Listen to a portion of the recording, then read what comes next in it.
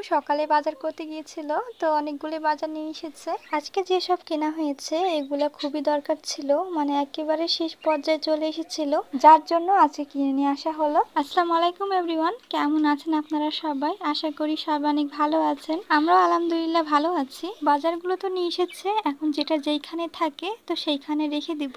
আজকে কয় টাকার বাজার করা হয়েছে সেটা হিসাব করা হচ্ছিল আর কি। আম্মু তো আজকে বাজারে গিয়েছিল, যার জন্য একটু লেট করে বাসায় এসেছে, তো সেজন্য আজকে দেরি করে রান্না শুরু করা হলো। তো রাতে বাজার করতে যাওয়ার কথা ছিল, কিন্তু আম্মু আজকে সকালে বাজার করতে চলে গিয়েছে। আর আজকে সকাল থেকে অনেক গরম ছিল, তো যার কারণে আম্মুর একটু কষ্ট হয়েছে। কয়েকদিন থেকে আমাদের এখানে গরমটা একটু বেশি লাগছে। আজকেও তো বেলের শরবত করা হবে, সেজন্য বেল ভেঙে নেওয়া হয়েছে। এদিকে আম্মু এখন ভেজে নিচ্ছে বেগুনি। আমি তো আপনাদেরকে প্রথমে বললাম যে আজকে অনেকটাই দেরি হয়ে গেছে, যার কারণে আজকে রান্না আম্মু রাতেই করবে।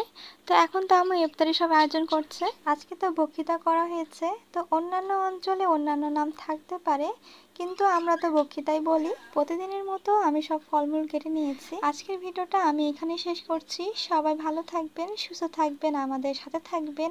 আর আজকে ছোট্ট ভিডিওটা আপনাদের কাছে কেমন লাগলো অবশ্যই লাইক কমেন্ট করে জানাবেন। আল্লাহ হাফেজ।